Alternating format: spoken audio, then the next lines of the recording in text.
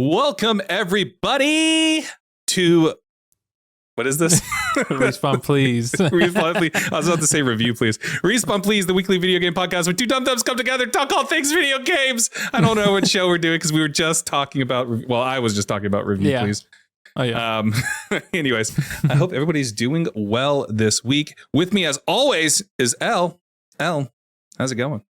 It's going well. I'm glad, glad to be here. Happy to be here to talk about everything we're going to touch on today, looking at the document here. And so there's a lot of stuff that we're going to talk about. Yeah, a lot of stuff. It's specifically mostly Blizzard. Oh, boy. The current state of Blizzard, Woo! Yeah. A lot of stuff happened. But we're going to talk about Blizzard. We're going to talk about, we have a review roundup for a couple games as well. I know one of the games you're excited about, Ell. The other one, I'm surprised by. But we'll get into that here in a little bit. I'm interested in what you've been playing this week, you son of a gun. So this week, of course, played a little bit of Fall Guys. We played that a little bit off stream. Played, of course, the occasional Overwatch. Not really too much, to be honest, but just a little bit. Trying to finish LA Noire, and I'm at the end, but it's just this last chunk of the game I'm just struggling to get through, or getting the will to finish it. Okay. It's because you're just tired of it, bored of it? Yeah, I think I'm getting bored of it because I think what I realized with LA Noire, I was nostalgic for it because I remember when that game was coming out, there was a lot of hype behind it because of the face technology for was it mocap and stuff, and just the expressions and stuff, and it was so cool, and I liked it, and I loved the music of it, the time period. It was very cool. Detectives in the 60s, I want to say, or something like that. Yeah, 50s, 60s. But when you're kind of doing the story isn't as interesting as what I remembered. And it's do I even really care to know what happened at the end of this story, It's am I better off just starting something else? And so I've been trying to finish it, but I think I will finish it maybe, hopefully this weekend, so I can be done with it. Trying to finish Amnesia, trying to play that, which we'll talk about this weekend. You all will learn about it later, but trying to finish that. And then I started up again. I was playing Limbo on my Switch, and so that's been a lot of fun. That's been a lot of fun playing Limbo, and then a little bit of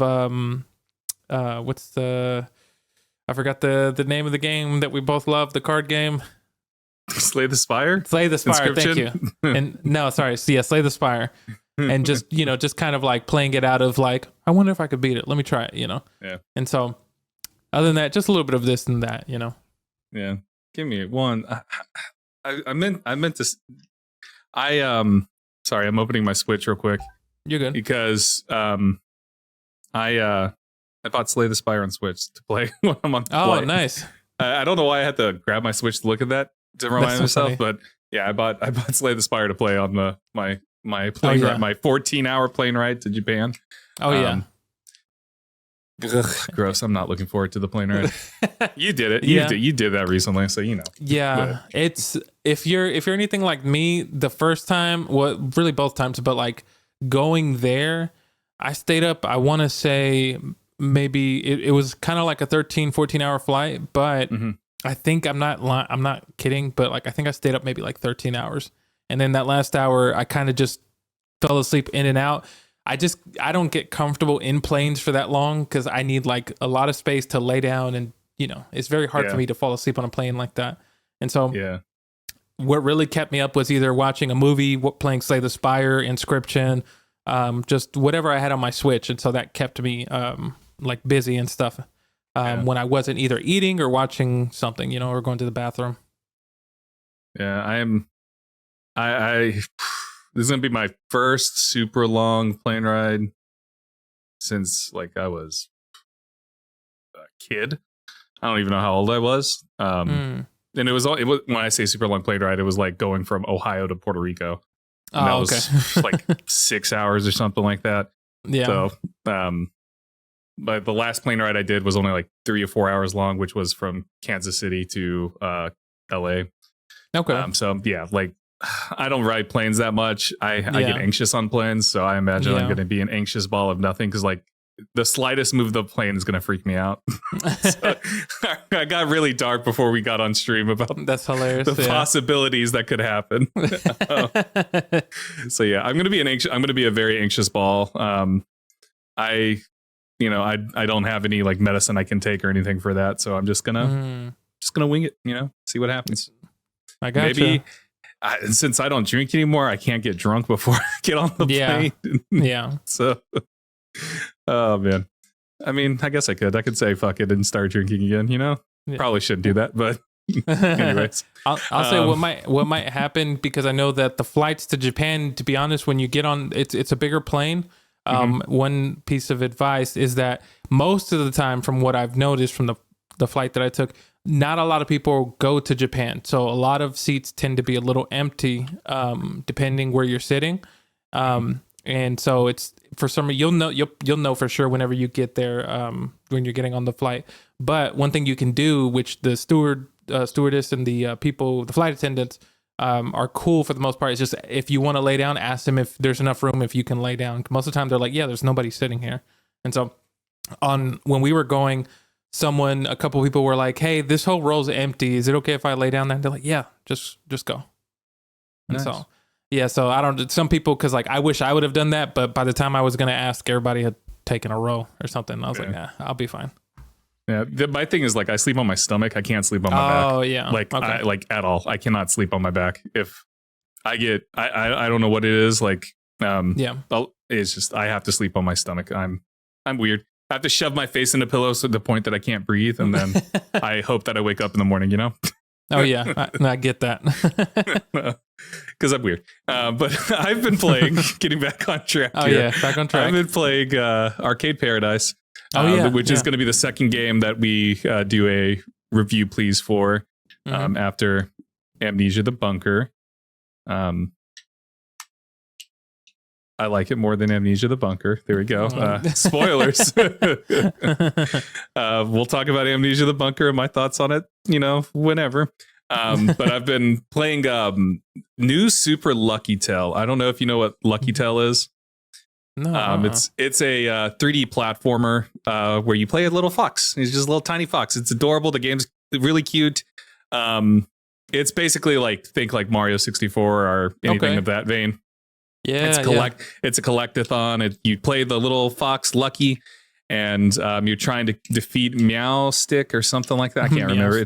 It's Meow something. It's a fat cat.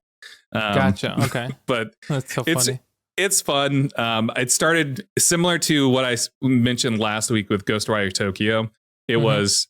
This week's challenge was just play new Super Lucky Tale. And so I started playing it, and I completed World 1. And I was like, you know what? I'll just keep playing. Completed World 2. You know what? I'll keep playing. I've completed World 3 now, and I'm working on, there's 5 worlds, 6 worlds, something like that. And so I'm just going through it now because I'm enjoying it. It's super simple. It's far more simple than like a Mario or anything like that, where Mario's not really hard per se, but like this is even easier than that. It's just this is very much a game towards kids. It's very bright. The animals are cute. Everything's cute. Even the little worms are cute. Everything's adorable. So it's very much geared towards kids, and everything is so gosh darn simple. It does a really cool thing where it switches from being a side scroller, 3D side scroller, to like a 3D world, like Mario 64 or Mario Galaxy, or what's the most recent Mario? I can't remember. Odyssey. Mario Odyssey. Yeah. So but it switches to like a side scrolling things every now and then and stuff. And it's just a relaxing game. Nice. And I just was like, you know what? I'll play it. Why not? So I'm just working my way through that. And then Diablo 4 Season 1 started yesterday. Yeah. And so I started playing that. I created a rogue on hardcore to play through the season and stuff. I was just playing it before we started the stream. Just leveled up. I'm level 25 now. Nice. And then I'm on like the battle pass. I'm like level 20 or something like that, because I got like the accelerated pass that like gives you like the first 10, 15 levels or something like that. So yeah. standard stuff like that. But having fun with it. Diablo's Diablo. We're going to talk more about Diablo here in a moment because we're going to talk about the state of Blizzard games today. So there's a bunch of stuff happening. Where do you want to start? Do you want to start with Overwatch 2? Do you want to start with Diablo? Let's just do Overwatch 2 because I think this is something we can just basically go through because it's like I'm like, all right, Overwatch 2, you're dragging us, and so I'm just like, all right, let's just do it because I think it'll be quicker, and I think this Diablo will have a better discussion personally. But okay. Well, do you want to take over? Or do you want me to take over with Overwatch? Because since you're our Overwatch 2 expert here, the expert. You're the one still playing this god awful game. Yes, I am, and I'm having somewhat of okay time. But no, so somewhat of an okay time. Somewhat of okay time. So, ladies and gentlemen, and everyone, if you don't know, Overwatch 2 is coming to Steam on August 10th. And so, in a recent announcement here on Blizzard's website here from Blizzard Entertainment, it says, as Blizzard evolves as a studio inside and out, one of the ideas pushing us forward is meeting players around the world where they are and making our games as easy as possible to access and play. We want to give everyone a chance to experience our universes with old friends while making new ones no matter how they choose to play. And so it's basically, they're announcing here that says that we're excited to announce that we are bringing a selection of our games to Steam, starting with Overwatch 2, which will be available on the platform on August 10th. So let me read this quote that says here, "It's our goal at Blizzard to listen to players and try to exceed their expectations in everything we do," said Mike Ibarra, president of Blizzard Entertainment, while Battle.net remains a priority for us now and into the future. We've heard players want the choice of Steam for a selection of our games, starting with Overwatch 2 on August 10th. We're happy to work with Valve to make that happen.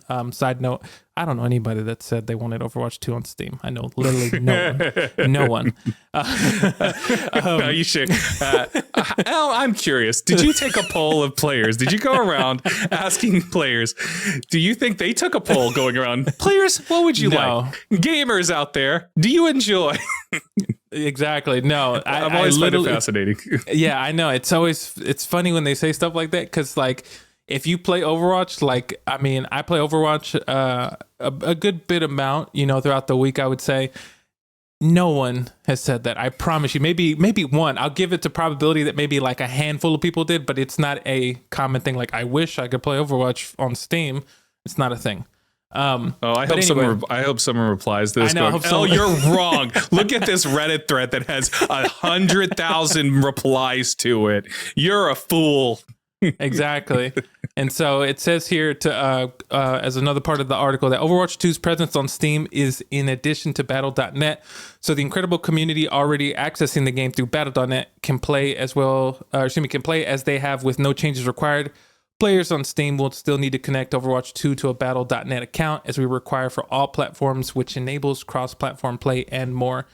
So basically, to kind of sum it all up, Overwatch 2, they made an announcement, Blizzard, that they're bringing Overwatch 2 to Steam August 10th, and this is in hopes to get more players to, I guess, just get more people to come play Overwatch 2, because as it's also been stated here, is that in another article that you linked here on IGN by Taylor Lyles, I think. Yeah, Lyles. Overwatch 2 engagement and player investment is declining, Activision-Blizzard admits. So it says here, Overwatch 2's engagement and player investment is declining, the game's publisher Activision-Blizzard admits. In its Q2 2023 earnings report, Activision-Blizzard revealed its free-to-play shooter has declined sequentially. How do you say it? Sequentially? Yes, sequentially this quarter. However, it thinks that the game's next major update, Overwatch 2 Invasion, which releases next month, should help circumvent the issue. By a quote here, it says, while engagement and player investment in Overwatch 2 declined sequentially in the quarter, the Overwatch team is looking forward to the August 10th release of Overwatch 2 Invasion. The publisher wrote in its earnings report, this will be the largest seasonal update yet, planned to include new PvE story missions, a new game mode, and a new hero progression system, as well as an additional hero. And so this is going off of the big announcement when they said that, no longer will the PvE missions be kind of like its own game, but they'll be spread across seasons. And unfortunately, when this comes out, it'll be a couple seasons before we even get more PvE missions. Yeah. So basically, this to kind of, I guess, bring up this question, which I can go first because I think we've talked about this a little bit through text and just here and there, but it feels like this is Blizzard trying to kind of like do a Hail Mary because unfortunately, as much as I love Overwatch, it is declining. It is going down. Besides the fact of the game, sorry, go ahead. No, I was gonna jump in and ask you, does the quality feel like it's declining or just the player base? I think, or is it a combination of the two? I would say, I think maybe it's a combination of the two. I'll say this, that I still enjoy the PvP aspects. The only thing that I have an issue with personally is that the matchmaking isn't as great as I think it could be. Also, being able to deal with, I guess, like the toxicity in it at times. Now, I'm not saying that happens like every single match, but it's very interesting to me just how toxic it does get. Like I said, it doesn't happen every time, but when it does, it's just like, you know, what's going on here? And so like being able to deal with that so that way people feel safe in this gaming environment to be able to play the game if they're just having fun. Because I've met my fair share of people on Overwatch who are like just there to have fun, and they are having fun and they make it fun. But it's very interesting. So I would say that the gameplay, I like the gameplay loop when it comes to PvP. And so like I don't mind playing against other people, but matchmaking is definitely something that needs work in there. Just because sometimes it feels very unbalanced when it's team versus team. You're like, I feel like certain people, you know, or what am I doing here? Like if I'm not up to the skill set, you know, so to speak, it's like, this isn't good. I should not be amongst these people who are way better than me, or vice versa, you know? Yeah. So I would say that, yeah. Yeah. So to ask the question that I have in the doc, do you think the move to Steam is going to help inject life into Overwatch 2? You did say that nobody asked for Overwatch on Steam. Do you think this is going to like help in any way, kind of re-engage an audience, maybe reach folks that, you know, because, you know, I hate to say it, the tribalness of Steam, because if you remember a couple years ago when Epic Game Store got announced, people were like, we're never going to use Epic Game Store. Steam is the way to go. I'm sure there was people like that when it came to like Blizzard Net, where they were like, we're never going to. The thing with like Blizzard Net, I feel like that has been around forever. Yeah. So I feel like that's always been in the back of people's minds. Just like, I guess that's the only way we can play like World of Warcraft. It's the only way we can play Overwatch 1, you know? So, because like, as far as I can remember, it's been around for a while. So, yeah. But yeah. Do you think this move is going to introduce a new audience to Overwatch 2?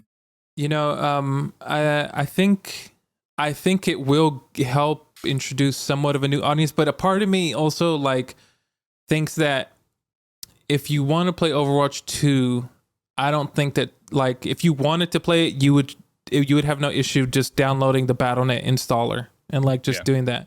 It almost seems like, because even from the initial article from Blizzard, it says that even though that it's coming to Steam, you're still gonna have to get the Battle.net installer just because that's what they require for the games. And so it's like, because to me it doesn't make sense, because I'm how do I say it? It's like, I think that there will be a slight little bump, but I don't think it's going to be huge. More than anything, I think what's going to happen, I think, because you have this as a second part of the question, I think the invasion will play a bigger part than it coming to Steam, in my opinion. I think that needs to be amazing. It needs to be great. Because if it's not, then I think this, I hate to say it, but I think this game will die slowly and surely. And it's just going to go into the ground, and like, it sucks because I do enjoy that game a lot, but I understand why people would be leaving, because, you know, if you don't like the gameplay loop, you're not going to be in it. If you don't, you know, like the way that it plays, or excuse me, if the invasion comes out and it just sucks, it's like, well, what is there left for someone to want to play that, you know? Yeah. So to give a quick idea of Overwatch 2 on the community forums on Steam right now, the majority of posts are either, is this game still woke? Or just fucking hilarious to me. Is this game woke? This game's gonna flop, blah blah. People like are angry at Overwatch 2 coming to Steam. So there's one third of people like predict the Steam's reviews, mostly negative, overwhelmingly negative. Is like mixed. I'm like, okay, well, I mean, we're gonna certainly see, but yeah, it definitely does it. 32% positive after a week, so that's not good.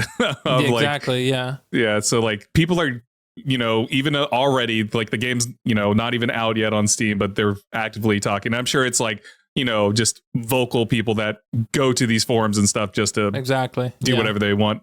But like, I doubt this is really indicative of the audience as a whole, but there is.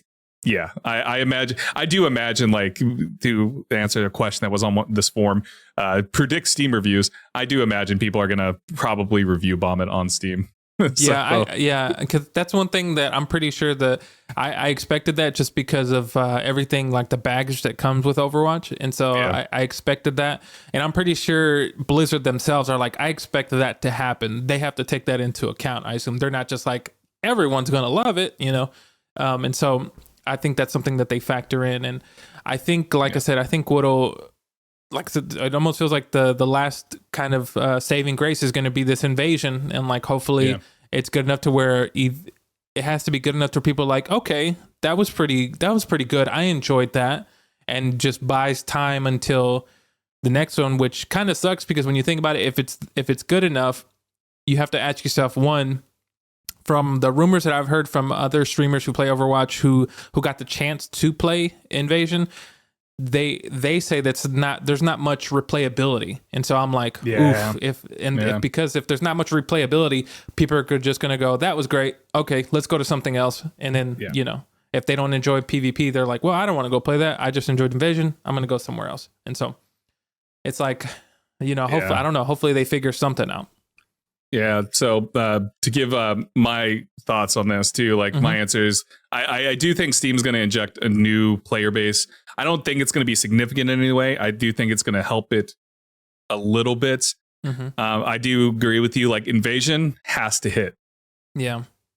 If it doesn't hit, Overwatch is pretty much dead in the water at that point, right? Like, there's going to always be the hardcore that love Overwatch that are going to keep playing, that they're going to keep wanting to play and stuff. And I think Overwatch 2 can survive off of that hardcore player base. But with the bad publicity of pulling what Overwatch 2, the promise of what Overwatch 2 was supposed to be to begin with, which was the PvE. Yeah. With pulling that back and going, okay, we're going to do small bite-sized ones every season or every other season or every few seasons, whatever. Like that put a bad taste in a lot of people's mouths. I'm one of those people that like pretty much when I saw that news, I was like, I'm done with Overwatch. I'm not going to even bother because like I enjoyed Overwatch 2 playing with you, playing with our friends Blitz and Dove, but that like ultimately getting that news made me go, man, what's the point of me even playing? Because the thing that I was looking forward to the most is no longer going to be the focus. It almost feels like this is a consolation prize, like, exactly, like getting these stories. Like, look, we're still going to give you some of it because we worked on a little bit of it, and here you go. But but with the news too that it's probably not going to be every season that you get stories, so it's going to be like we start an Invasion, and then it could be what a year later that we get the continuation of that story, and it's like, it's not going to be worth it in my opinion, especially if there's no replayability with the Invasion stuff. Like if it's a 15-20 minute experience, you go in, you play the mission, and then that's it. Even if it is like you get 4 or 5 missions, but they're only like 15-30 minutes a piece, where there's really no replayability, then it's going to be like, what was the point of any of this? I can just go read the wiki. I can go watch the cinematics on YouTube or something. Cause like, I don't know. And like, it also comes down for me, like August 10th, I'm in my move to Japan. I'm in the depths, in the weeds of transitioning into Japan. So I like literally will not be able to play it at all. So like, I'm going to be watching the cinematics and stuff on like YouTube or on Twitch or whatever anyways. So like, unless like you tell me, hey, Jesus, this is great, you need to play it. If you tell me that, then I might go ahead and buy it and then just play it whenever I can play it, you know, because I mean, I'm going to have my laptop and stuff. So maybe I'll get a chance to play it then. But like, yeah, like, I don't know, man. Invasion right now just doesn't seem like it's going to live up to its promise based off of like what people have already said. And, you know, and just like the little bit of expectations that I have for it are just not even really existent anymore.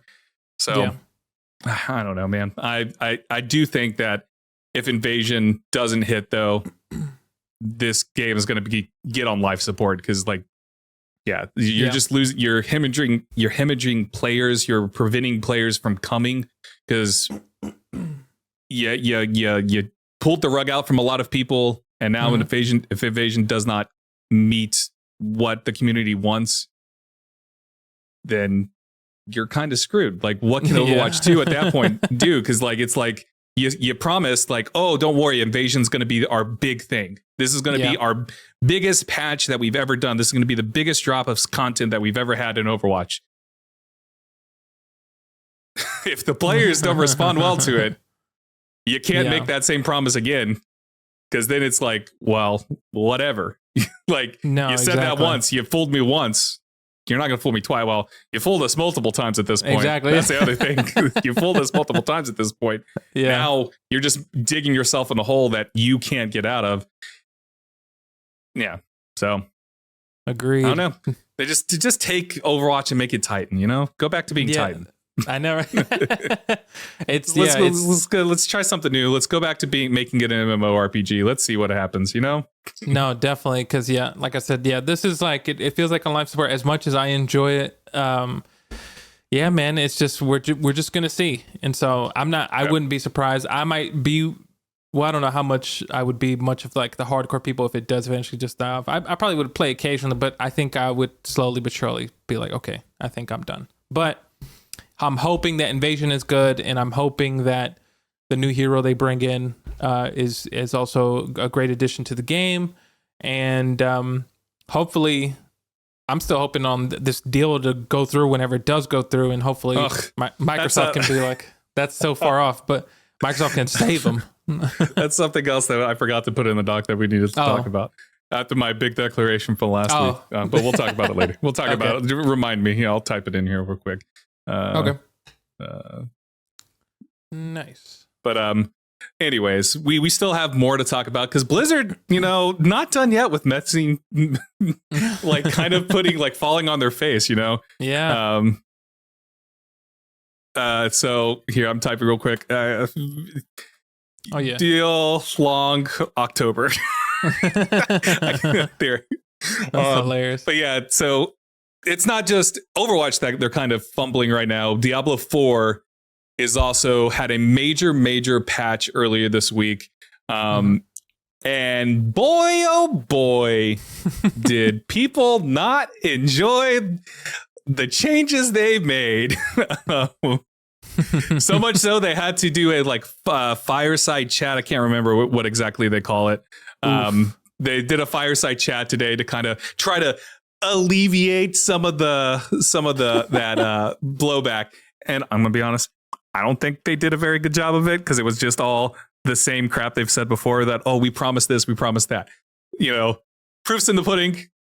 You said it once, and you know, you made these promises before and things still didn't happen. So, you know, whatever. But let's talk about this Diablo 4 players slam latest nerf patch. Blizzard promises to address backlash. This is an article on IGN. Quote, the patch makes sweeping nerfs across the board, with sorcerer players in particular bemused by the significant hint to the power of their class. The popular in-game activity Hell Tides has been made harder, and with an increase the cost of opening a mystery chest slower. Experience bonus for killing monsters at high levels has been nerfed, and crucially, Blizzard significantly nerfed crit strike damage, vulnerable damage, cooldown reduction, as well as certain affixes which reduce the effectiveness of many established builds. Wow. This is a quote directly from Blizzard. In general, we prefer build-specific changes to the bonuses instead of decreases, but we feel these changes are necessary for the overall health of the game. Diablo 4 is a game that is continually evolving through its seasons. Thus, the adjustments we make will evolve with them. That's a bullshit response to this. I think that's bullshit because players were not happy. Like they sweepingly changed a lot of how a lot of people play. Sorcerer was already kind of weak. Barbarians were already kind of weak but they got like significant nerfs that it's just like, why did you do that? Like, in particular, barbarians feel like they need a lot of help compared to like a rogue or even a necromancer, because necromancers, they're kind of OP in my opinion, but sorcerers were kind of weak. They had a super OP build if you knew how to build it right, but you needed to get the very specific things to make it work. Which kind of goes with like all of the builds to begin with, but like, so there's just a lot of stuff where people are just like, why did you do this? Why the hell did you do this? For me as a player of Diablo and somebody who loves Diablo, I have not noticed a significant like hit to the build that I have. My main, before I created my rogue for the season, my main was a necromancer. I was already gimping myself to begin with because the skeleton build that I have, not a very good build. It's actually suggested not to use a minion build as a necromancer, but I like using minions. And so my build was already not great. And honestly, I can't tell a difference when I was playing them. I was like, everything seems fine. It feels like I'm doing the same amount of damage, but I have seen like videos of people comparing like damage they did before the patch versus after, and there is a marked decrease like of damage, like, and it's not even like only a couple hundred. It's like thousands, 10,000s of difference going from putting up these high numbers to suddenly doing half of that, and it's like, holy shit, like it's just wild. But Diablo 4, the devs for Diablo 4 responded with a fire chat today. This is an article over on GameSpot. Diablo 4 won't receive another patch like controversial Season 1 update ever again. Again, they make a promise. This is from the article. Quote, "We want to acknowledge everyone's feedback in regards to reducing player power," Associate Community Manager Director Adam Fletcher said. "We know it is bad." That's an understatement. "We know it's not fun." That's also an understatement. We ourselves know that it's not the greatest play experience for players out there. Then why did you do it? Another Diablo 4 update, patch 1.1.1, will arrive in the next few weeks to address some fan complaints, with Blizzard planning to host another developer livestream on July 28th to dig into more detail. Moving forward, Blizzard vowed that the patch notes for Diablo 4 would be accompanied by developer live streams and arrive well ahead of the patch release date to give the community more time to digest all of the changes. I do like this promise that they are going to do like a live stream to showcase what those changes are going to be, because I think that I will say, like, part of the reaction to this was that like a lot of this felt blindsided. They kind of just pushed the patch without any explanation of anything. And they were just like, here you go, new patch. And so it is kind of like being blindsided in a way where you're like, wait a minute, what? You made all these changes? Holy shit. Like, I do like this idea that and hopefully they stick to this promise that they will have these developer live streams to kind of showcase what's going on and potentially get feedback too. Like, I think this would be a good dialogue to have, where show off something that's happening and then potentially go, so what do you all think? How do you think this is a good direction for this? And blah, blah, blah. Obviously players wouldn't really know until they get it into their hands and are able to feel it for themselves. But I think this is something that's good if they stick to it. And I'm sorry, but I'm not going to hold my breath. I maybe they do it for a little bit, but I don't see them being consistent with it past like the first couple. You know what I mean? Like, maybe it's the pessimist in me, but like seeing how they've handled their other IPs, it doesn't give me a lot of confidence. So, with all of this, Ell, do you want to get into Diablo 4? Does this endear you to Diablo 4, knowing that Diablo 4 has its own problems that, you know, are just as drastic and bad as some of the Overwatch stuff happening? Yeah.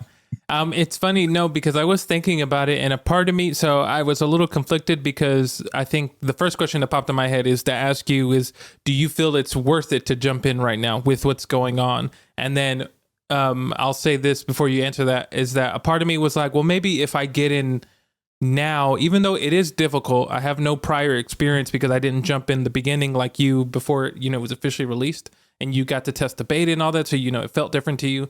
You know, it's the, it reminds me of a conversation that we had where I have yet to play The Last of Us, right? But I watched the show, and then you were like, oh, maybe you'll have a different experience with it having not played the game and watching the show, and you know how you feel about it. Then you play the game and so on and so forth. So a part of me was like, well, maybe if they're having this bad experience and a lot of people are upset with just how hard it is, a part of me is like, well, if I get in now, will I be like, oh, okay, it's not so bad just because I don't have that prior experience. But to go back or whatever, do you feel it's worth it? Like if someone new to the game comes in, do you think this will either deter them from like playing it like past, you know, a certain amount, or do you think it'll have an effect or anything?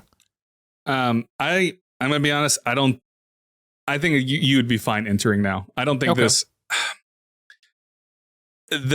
like I said, the patch, like the nerfs that I received on my character, on my build, on my specific build, I didn't notice. Gotcha. Okay. And like the grind from 50 to 100 is already long, and so it's hard for me to tell if like it was hard. Like I'm like, I guess I'm making less experience. The patch says I am making less experience, so I guess I am, but I can't tell like what the big difference is. Because like I'm not like the hardcore of the hardcore. I think the hardcore of the hardcore of Diablo, this pertains more to them, because like just even like a minor tweak to a class can like throw an entire build off for those who are playing at a higher level than I am. I'm playing casually, like even though I'm playing on hardcore and like I'm enjoying it and stuff, I am not playing to be the best. I'm not playing like a min-max build. I'm playing a freaking minion build that has been said not to be that great, and you shouldn't play a minion build. But I'm doing it because I like it. I like having my minions follow me around. So for players coming in like you, Ell, who doesn't have experience, I don't think you'll even notice. I don't think you'll, unless you like sit down and read the patch notes and like get swept up with all of the fervor online, whether it's on Twitter or threads or on the community forums and stuff like that. I don't think you're going to know what the hell's going on. Like patch wise, gotcha. I doubt you'll like notice like, oh yeah, this build is bad. Like you might notice that it's bad. Like you might be going, man, I don't feel like I'm doing a lot of damage, but that's easily something that you'll see and go, maybe it's this ability. Maybe if I switch out this ability. So like someone who's never played before, I think you would be fine going in, because you're already going to have a learning curve to begin with of trying to figure out, okay, what works, unless you use a guide to help you make your build. Gotcha. So I think you would be fine entering. I think any newcomer would be fine. Now, if they get swept up in this fervor of like, oh, Diablo 4 is bad, like they're doing all this horrible stuff, if they get swept up in that discourse, then they probably won't want to play. You know, they'll probably see that and go, oof, I don't know. This sounds like the game's going to hell. Like, you know, exactly. Like for like me, like outside looking into like Overwatch, it's easy for me to go, man, they're making bad changes. On the outside, like I'm like, ugh, whatever. Maybe the stuff still works. Maybe there is still a like active player base in Overwatch that maybe the player engagement is up. I don't know, but like it's going to be the same with Diablo in terms of that. Like if you're an outsider looking in, I think you'll be fine. I do think some of the fervor and the discourse, if it reaches your ears, it'll be what prevents somebody from coming. But ultimately, I don't think it's going to matter. Sorry for a long-winded. I like repeated myself multiple times there, but like, yeah. So I think Diablo 4 is easily the most accessible of the Diablos. Like you could easily jump in and have a grand old time like through the campaign. And if you want to stop at the campaign, stop at the campaign. You know, you end at the campaign. Once you defeat Lilith at the end of the game, sorry, spoilers. I mean, that's the whole point of the game. So not really a spoiler. The whole game is about you trying to stop Lilith. So once you stop her, you know, the credits roll. You can keep playing. You know, you can keep trying to get to that end game. Or you can just stop and go, man, I had fun. I'll come back later and play this with like friends. Or I'll come back later and try a different class. Gotcha. So like Diablo 4, more than Overwatch, in my opinion, is what you make of it, if that makes sense. Yeah, that makes sense. Whatever you put into it, you're going to get out of. If you only want to put in 20 hours and only do the campaign, that's what you're going to get out of it. Is that going to be worth? And then the question is that investing in the $70 for it, does that sound worth it to you? Is the question you need to ask yourself. Gotcha. Now, if you want to go to the in-game stuff where you want to do the nightmare dungeons and want to do the seasons and all that, that's a whole nother conversation that you have to have with yourself and ask yourself, do I want to get involved with that? Because that is a commitment. That is a much bigger commitment than just playing 20 hours for the campaign and then moving on to something else. Exactly. Okay. So, but Diablo 4 has an infinite amount of replayability, in my opinion. Like even with the new season, the what is it? What the hell are they calling it? Malignant? Something of the Malignant? Okay. I don't remember. Something of the Malignant. They added like new story missions and stuff that you can follow there. Like it has its own story to the season. Okay. So it's just the season of the Malignant. That's what it's called. Gotcha. But it has they have their whole own like storyline. It's not that long. It only takes like an hour or two to like beat the story like of it if you just mainline those quests and stuff. So like they are going to have like little story beats each season and a theme for each season. So gotcha. So again, if you want more Diablo, that's a good way to go about it. You know, just like, okay, I'll jump in, do these story missions and see what happens. And so again, I think Diablo 4 is what you want to take out of it more than anything else, more than any other game. Almost, it feels like, in a way. Okay. Hopefully that makes sense. So no, that makes a lot of sense. Yeah. But for me, I would say jump in if you have the $70 to spare to buy the game and you want to give it a try. I would definitely say do it. Maybe they'll do like a free like weekend or something where you can give it a try. I think that would help a lot for Diablo 4 if they had like a trial period where you could play to like level 25 and then after level 25 you can't do it, or play through Act 1. Like give the audience a chance to like play through Act 1 or something just to see if they would like it and then spend the $70. I think that would be a smart thing to do. Anyways, I will say like this whole controversy with this patch notes and stuff, I do think this is they're promising a lot, and I want to see. I hope they follow through with the promise. I hope they don't go like the Overwatch 2 route with this, where they make these promises but then do a complete 180 and go, well, actually, we're not going to do that anymore. We're going to go do this instead because blah blah blah blah. And it's like, okay, come on. If that happens, then there's an even bigger conversation to have with Blizzard as a whole. If that is something that happens, where it's okay. That's 2 games in a row. That's 2 games where you have this. And who knows, maybe WoW is having something like this. I don't follow WoW enough, even though I play WoW. I don't follow WoW enough to know like the intrinsic details of what's going on over in that land. So yeah, but like, yeah, if the devs with Diablo 4 do pull something like what Overwatch 2 did, I think there's a huge conversation to have around Blizzard as a whole and what really are they trying to do over there. Oh yeah. So makes sense. Yeah. So, you know, are you still on the fence? Are you still interested in playing Diablo 4, even though with all of this happening? Yeah. Are you? I would say that, yeah, I'm still interested in playing it because I think that a part of me, this might be shocking news, a part of me has been thinking of like, well, let's say Overwatch 2 kind of just dies one day and it's just like, it's not fun anymore. I'm like, well, maybe Diablo 4 can kind of take its place as something that I can just hop in and kind of play. And so I've thought about that as a reason to to want to get into it. Have you heard of a game called Stumble Guys? Oh my God. You should go invest in Stumble Guys. Go invest in Stumble Guys. That's hilarious. And yeah, that I just become a main on Stumble Guys. That'd be hilarious. You become a stumbler is what they're calling it, I believe. Is that what they call it? A stumbler? Yeah, stumbler. I don't know. Oh we my talked about it last week. We talked about that last week. Bean That's sounds better. The Bean Fall Guy sounds better. Anyways. Yeah, the Bean sounds way better. That's hilarious. But no, yeah. So I am still interested. The only thing I think that I hesitate is like, am I going to enjoy the gameplay loop? That's the only thing. Because outside of that, everything else looks pretty dope. It looks really cool. Like I think that it's amazing. My only hesitant is like, a part of me is like, dang, I wish I would have got into those free weekends and been like, okay, got a feel for the gameplay loop. Like, okay, can I see myself playing this consistently and, feel like it's worth investing in. And so my thing is like what you were saying, hopefully maybe they have a weekend where like, hey, if you want to come play it. It's a free weekend. I'll be like, okay, this is my opportunity to see if I am going to have fun with the gameplay loop and then potentially just go ahead and just buy into it, Yeah. I'm trying to think of like a game that you can try that's free, that is very Diablo-esque is Path of the Exile. Path of Exile. It's on Steam.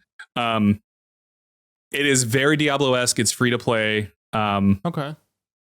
It's very much, it is the same kind of gameplay loop as Diablo. So okay, give Path of Exile a try and see if you like that gameplay loop. I think Diablo is better than Path of the Exile. You're going to have people that say, no, Path of the Exile is the way to go.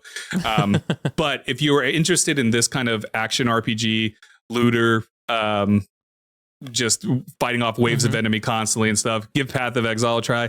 Because if Path of Exile works for you, then Diablo is going to work for you. And this is a low entry.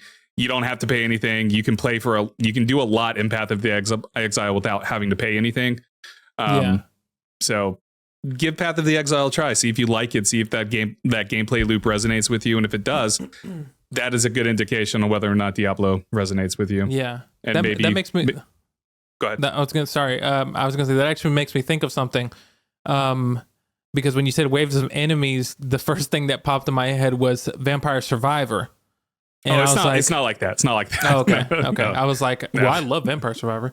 No, it's not like that. When I say like waves of enemy, I'm like, you're still like dungeon crawling. You're still like taking quest on and stuff like that. It's not like just a hellscape of wave after wave, like Vampire Survivors or anything like that. You still, you have a quest. There's a story and all that. And so I would say give Path of Exile a try. See if that resonates with you.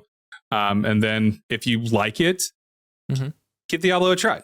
I mean, you're at that point, now you may go from Path of the Exile to Diablo and go, man, I just want to go back to Path of the Exile. That's entirely possible. A lot of people prefer Path of Exile over Diablo, but again, because of it being free to play, I think it's a low barrier of entry. And it'll give you that idea of this type of gameplay, because action RPGs like this top down kind of play style are pretty much all the same in terms of the gameplay. It's just which one does it better for you, if that makes sense. Yeah, it's sort of like how you find a first person shooter that sits well with you. Like, I'm not a Call of Duty guy, but I loved Halo, so it's sort of like that, where it's like they're shooters. They essentially do the same sort of thing, but one doesn't resonate with you while the other one does. So that's kind of like how these are, because like Path of the Exile is a good starting point. Grim Dawn, I absolutely love Grim Dawn. It's an action RPG. Titan Quest is another one. Torchlight, I absolutely love the Torchlight series. So like I've played pretty much every action RPG that you can play, even including the bad ones like Van Helsing. Don't ask questions about Van Helsing. They're god awful, but there's a charm to it. There's a charm to it. But I've played like all of these, and so I love action RPGs like Diablo, like Path of Exile and stuff. So if you ever want to get it invested into any like recommendations, if you play Path of the Exile and go, I really enjoy this. Maybe I don't want to invest $70, but maybe pay the $20 to like try Grim Dawn, because Grim Dawn is, my opinion, Grim Dawn is better. I don't know how many people would agree with that, but I love Grim Dawn. I think Grim Dawn just has a deeper like leveling system, in my opinion.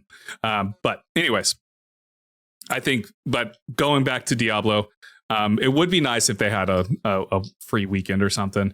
Maybe with it being on Steam, maybe Diablo will have like a free weekend on Steam or something, you know? Maybe. Because does Steam still do like free weekends every now and then? Maybe. I'm not sure. Yeah, I don't know. But yeah, so that is all the news for Overwatch and Diablo. Do you have any extra things you want to add about Overwatch or any questions you have about Diablo that I didn't answer because I just forgot to answer?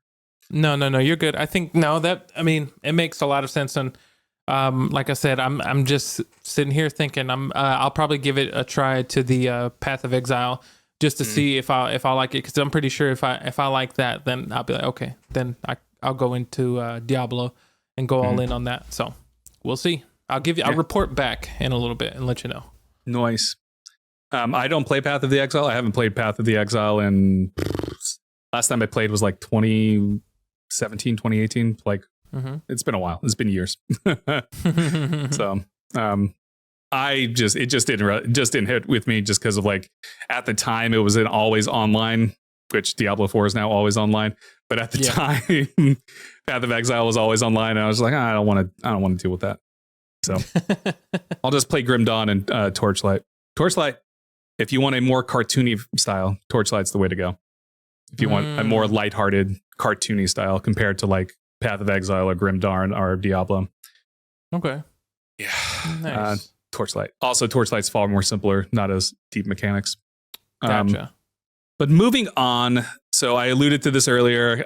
There's no particular set article for this. I just remembered to add this. Microsoft Activision deal has been extended to October. The deadline has been moved to October. It was moved. The deadline was on Tuesday earlier this week, which was it was originally supposed to be July. What was Tuesday? July 18th. But yeah, it got moved to October sometime. I can't remember. Okay. But you reminded me when you were talking about the deal. So the deal is still around. The deal hasn't closed yet. Microsoft is currently working with the CMA over in the UK to like find remedial things to kind of make sure it happens in the UK instead of just closing over them and all that. Other stuff with the FTC has happened this week as well. Like FTC has withdrawn its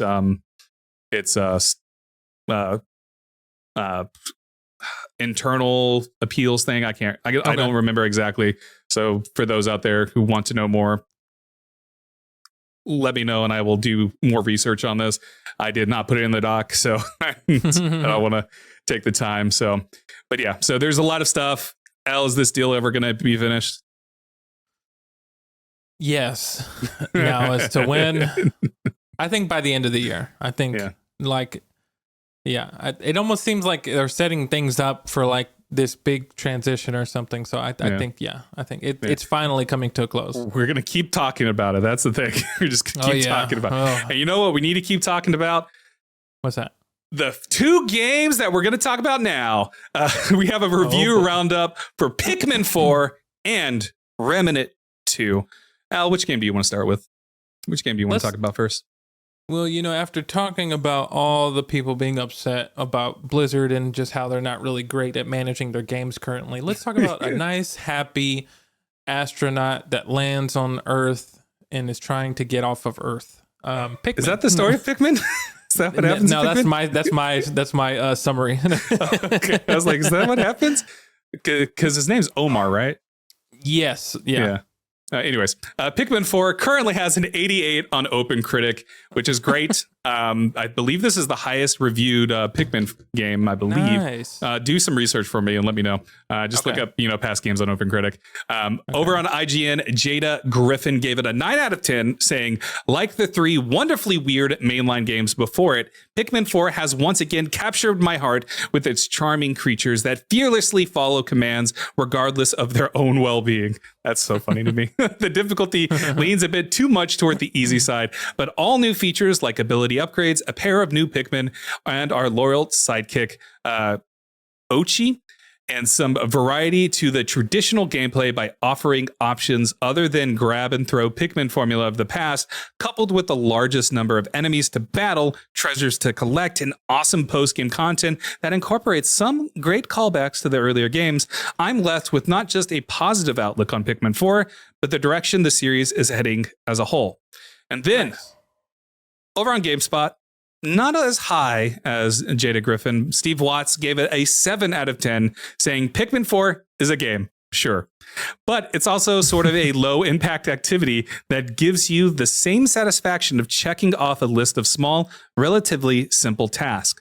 That makes it pleasant to play, but the quality also makes it feel discordant when it briefly adds elements that provide a mild but noticeable degree of pressure, elements that make it more traditionally game-like. On the whole, I think I prefer Pikmin the activity to Pikmin the game.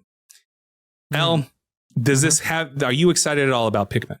Are you excited about playing Pikmin 4? Are you going to pick it up on your Switch after you beat Tears of the Kingdom, whenever you get to Tears of the Kingdom? Tears of the Kingdom, Sea of Stars. Metroid Remastered, right? Remastered. Oh, God. Yeah, no, definitely. Just because I did do research. Yeah, this is the highest rated Pikmin, with the next one to it being Pikmin 3 at 85, if I remember correctly. And so... But no, definitely, because like Pikmin always seemed like a game that was like fun to play, to have like a good time with. Never really got any bad reviews from like anyone that played it or anything like that. And so this doesn't like even the GameSpot review doesn't really deter me at all. It seems like it'd be like a nice chill game. Like it knows what it is, and like with Pikmin 4, it's kind of like taking it somewhat in a new direction. It's like, okay. It still has life, and it's going to keep going for a while.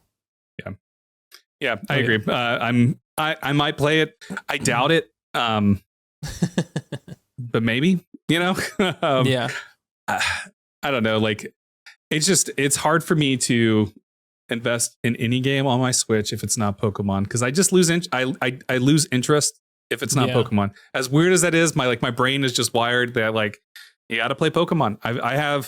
I have Tears of the Kingdom. I'm not going to ever complete Tears of the Kingdom. I don't enjoy Tears of the Kingdom. I recently got Fire Emblem Engage, which was the Fire Emblem that came out earlier this year, back in February, I want to say, right? January. And I haven't even touched it. I started it. Wow.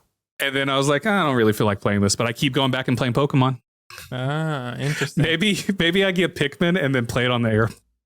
Maybe I play Slay the Spire and Pikmin on the plane ride over, because I am gonna have my Switch in my backpack, so I am putting this in my backpack to bring on the plane with me. So we'll see. I doubt I'll play Pikmin 4 though.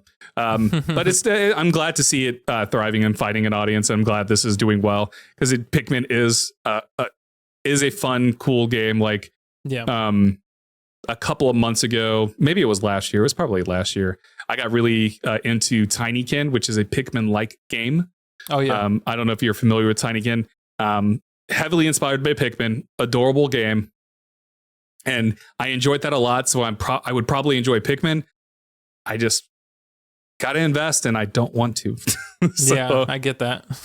It's like, I'm weird when it comes to like anything Nintendo related, because my brain everything is Pokemon, and that's all I can really think of.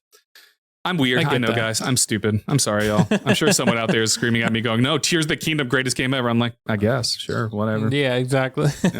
It's number 11 on my list. Hilarious.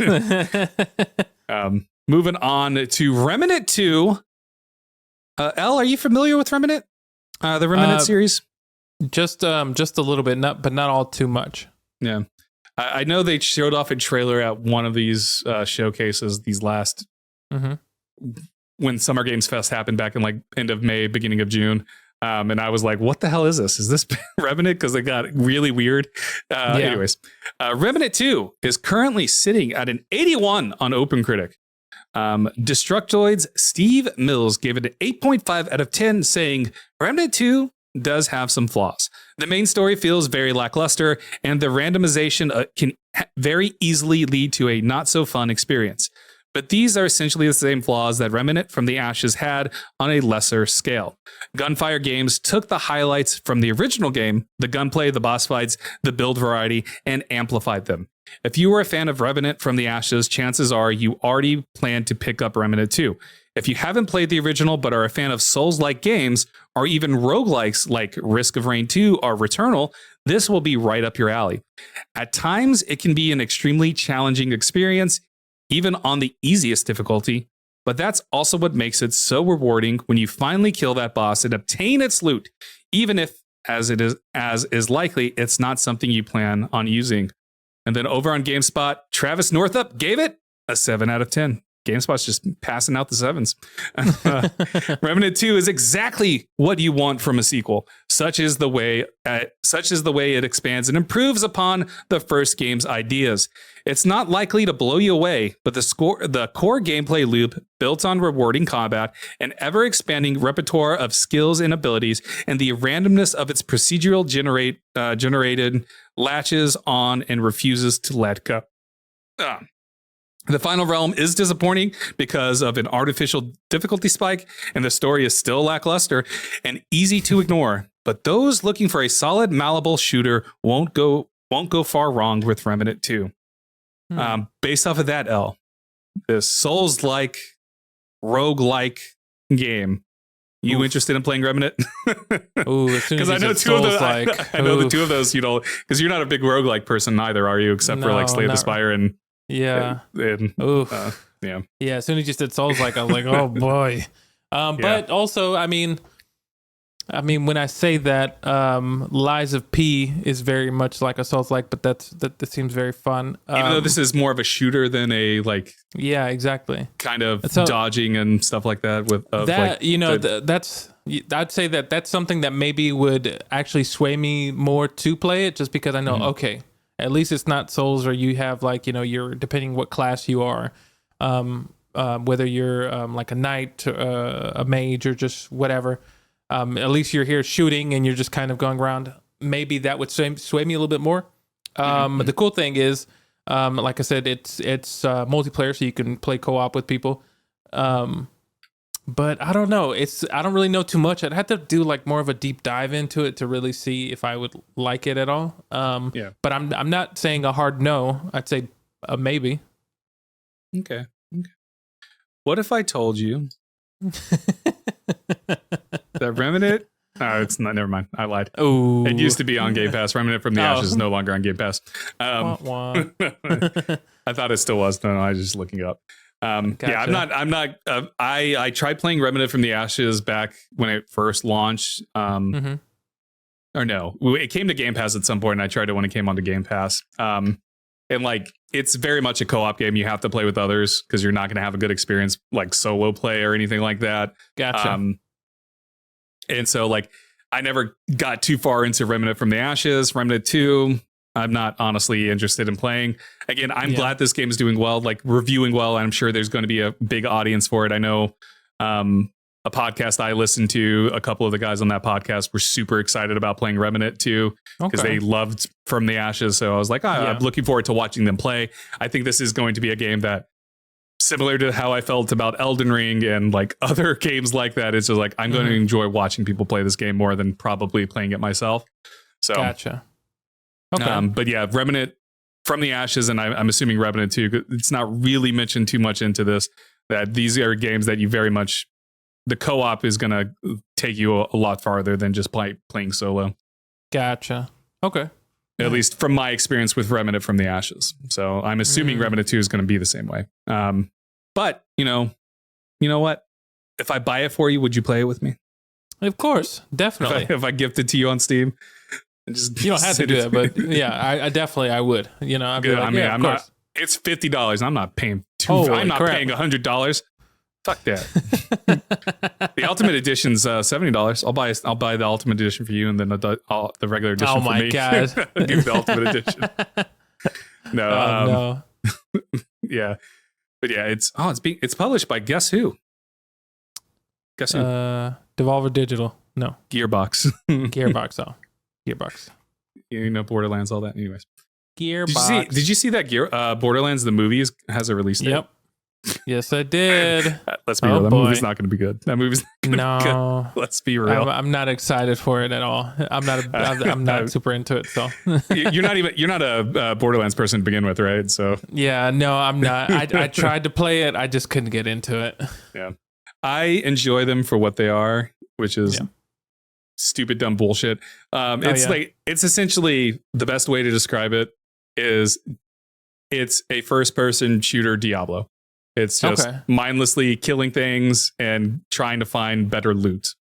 Gotcha. So that's probably one thing that I will say. Like, if you don't enjoy just seeing numbers go up, you may not enjoy Diablo or action RPGs like that, because essentially it is a loot hunt where you're just trying to get the numbers up.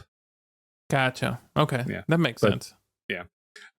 Remnant from the Ashes, though. Remnant 2, also a lot heavy on the loot. So even when you don't get something good, that line there, I believe it was from Destructoid. I was like, but I'm sorry, but if I defeat a boss and it doesn't have something useful, then what was the point?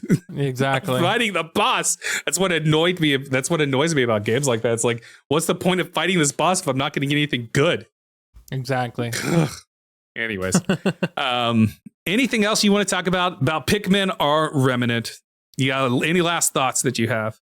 No, nothing. I mean, like I said, I'm excited for Pikmin. I'll get to it eventually. Whenever I do, I first have to get through these other behemoths of Tears of the Kingdom, Metroid Remaster. You don't need to get to Tears of the Kingdom. Just go watch people. Exactly. Just go watch somebody else play it. Yeah, it's so funny. That's what I do. No, I give up. I gave up. I was like, you know what? I don't care enough about this story to complete it. I'm just going to go watch and see what happens at the end. And I did. And now I know. And I'm like, good. I don't have to go through this shit anymore. That's sorry hilarious. That I'm talking bad about Zelda. Tears of the Kingdom's a great game. I understand why people love it. Whatever. That's hilarious. That's hilarious. I'm just trolling now. It's all I'm going to create a fake account on Reddit and just troll people about Tears of the Kingdom. Go to every Tears of the Kingdom forums and just trash it. Anyways. Hilarious. All right. Ell, wind us down, you son of a gun. Hey, everybody. Thanks for tuning in to Respawn Please podcast. If you're watching the edited version of this, the live version of the podcast, we're always live on Fridays at 7 p.m. Central Standard Time, 8 p.m. Eastern.